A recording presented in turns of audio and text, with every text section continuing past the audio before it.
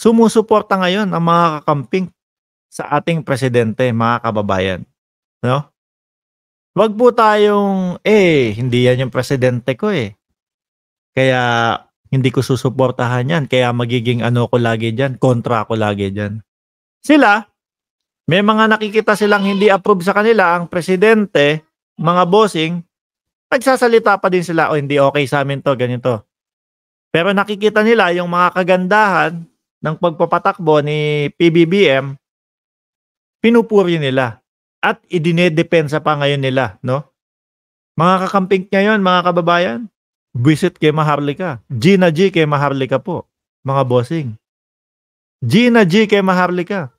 Ayaw kasi po nila yung mga pambabastos, ayaw nila nung mga alam niyo naman po 'yan, 'no?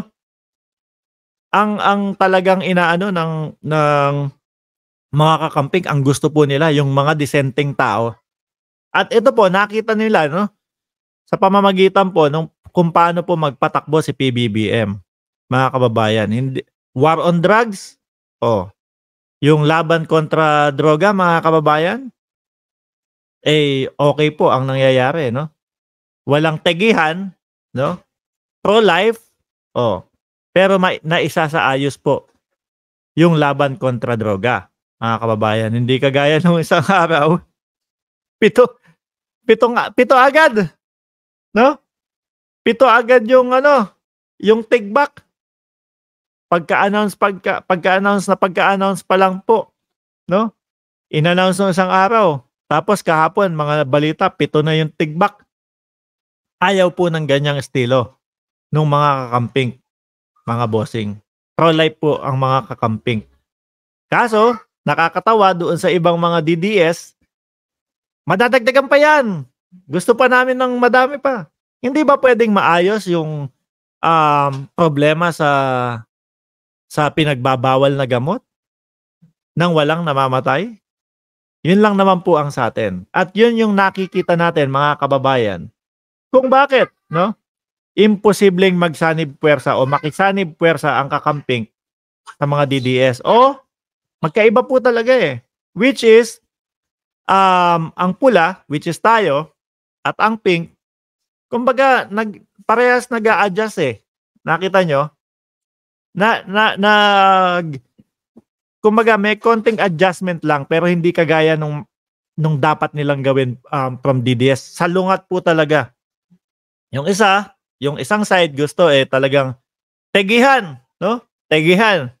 Yun naman is pro-life, mga kababayan. So, yun lang po ang masasabi ko diyan, mga boss, Chief Amos Sir. Pero ito lang, pag talagang tuluyan nagkaisa ang kakamping at ang pula, mga bossing, nako, mahirap gibain po yan. Imagine niyo na lang, no, yung 31 million, wag na nating sabihin lahat yun is loyalista at suporta ang PBBM ngayon, ang administrasyon. No, wag na nating sabihin yun. Kasi aminin natin na may mababawas, pero hindi ganun kadami. Sabihin na natin, eto na, sabihin natin 8 milyon ang nabawas sa 31 million.